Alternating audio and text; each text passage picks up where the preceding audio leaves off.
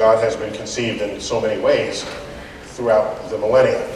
God has been with us ever since we've had a record of there being civilization. There are even rituals, burial rituals, of Neanderthal and Cro-Magnon, the very earliest forms of hominids, of the human version of the hominids that roamed the earth. So here's where you have conflict.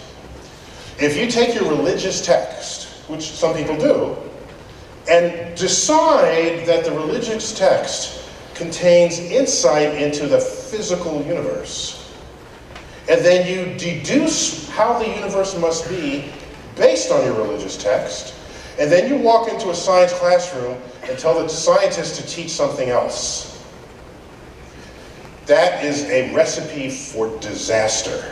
Economic disaster. Well, let me put it another way. This is a free country. You can say what you want, think what you want, worship who you want, provided it doesn't subtract from the rights of others. Okay, this is the American way.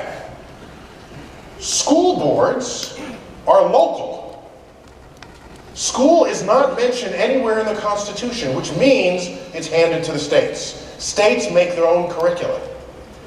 You could move to a state where the entire curricula for science was based on biblical Genesis. It's all there. God created the heavens and the earth in 6 days, and animals, and God named and Adam named the animals. It's all there. Make that your foundation for understanding physical reality. If you do that, you have removed yourself from the greatest economic driver there ever was, which are innovations in science and technology. In a country that is a free capitalist nation, you have the freedom to vote that way for your school board, but no emergent company will put their factories or their headquarters in your state, because they will not be getting the talent they need to bring the United States into the 21st century, economically.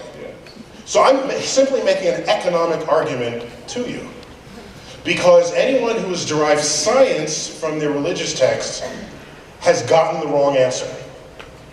Every time. The only way, so here's what happens. You get the wrong answer. Oh, what has science figured out about it? Oh, that's what science has shown. Okay, let me go back and reinterpret the passage so that it does not conflict with the science. These are called religious apologists. They're Muslim apologists, Jewish apologists, Christian apologists. It's a long-standing academic exercise to go back to Scripture and try to reinterpret it in a way that does not conflict with what science is telling you. But what that means is the Scripture alone cannot lead the way if every time science disagrees with it, you go back and reinterpret the Scripture until it doesn't. And so it's just not useful. And I can tell you, if it were useful, every one of us would have a Bible right next to us in the laboratory, and if something weird happened, we'd check the Bible, see what God would tell us about it. But that doesn't work. It has never worked. Religious people use their religious text for their spiritual fulfillment and their, morals and these kinds of things. Modern enlightened religious people are not using their scripture as a science textbook. And Galileo knew this. There's a phrase that he wrote. We think it's attributable to someone else, but he wrote this. He said, "The Bible tells you how to go to heaven, not how the heavens go." And he was a religious man. He was a religious man. And I will end on my final quote from Galileo. He refused to believe that God would give us a brain and intelligence, yet somehow expect us to forego its use.